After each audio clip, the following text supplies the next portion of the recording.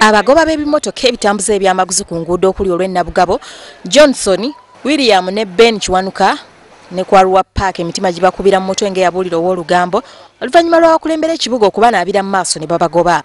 Ab'ekitongole kya Kampala Capital City Authority bategeezezza nga bagenda okutandika ebikwekweto byabwe okulaba nga batereeza ekibuga kino nga kye kisinze okutabula baddereeva kubanga tebamanyi waakudda. Munzizo kale ebintu bingi ne loole ziguleeta zo zennyini ne bbaasi ezo nga booziraba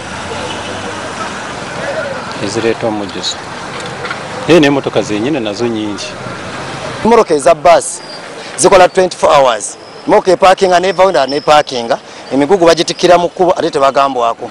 Emmotoka nezeesiba ezibadde zirina okuyitawo sayidi bbiri, sayidi ne sayidi ziba nga zikosa sayidi emu, sayidi endala bbaasi epaakinzewo ate emigugu bagiteeka ku sayidi eno abantu emmotoka gye ziyitira jamu n'akwata ate ababbaasi tebagambwako. Omwogezi w'ekitongole kya Kampala Capital City Authority Peter Kawuju ategeezezza ng'ekikwekweto kino bwe kigenda okutandika sabbiiti eno era ng'abasuubuzi abagenda okwesikkiriza bagenda kukolwako. Abantu bano asinga bonna balina okufuna clearance okuva mu Kampala Capital City Authority naye ate bangi batandika okukola nga tebakoze eki nga tebafunye lukusa okuva gye tuli. So tujja kugenda okulaba nti tutereeza era tubajjawo mu bifo bino we bali baba baddewo mu bukyamu. Nti bwe muba mukola enkuŋŋaana ng'ezo eziyisa amateeka ng'ago agatukwatako mutuyiti. Okusinziira ku Peter Kawuju si buvunaanyizibwa wa KCC okufunira abasuubuzi ebifo we balina okukolera n'olwekyo baddereeva balina okunoonya ekifo ekirala we bakolera.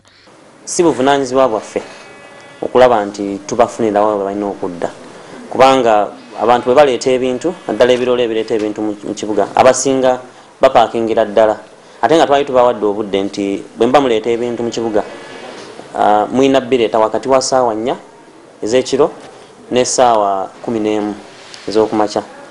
Ekikwekweto kino kyakutwaliramu n'abaddukanya ebifo we booleza mmotoka nga tebalina lukusa, abatunda mmotoka ku mabbali g'enguudo n'abo abateeka ebibaati ku bizimbe ebitannaggwa. Waliwo bondi ezimu zikolera mu road reserves nabo era tugenda kuba nti tutuukayo okulaba nti tutereeza.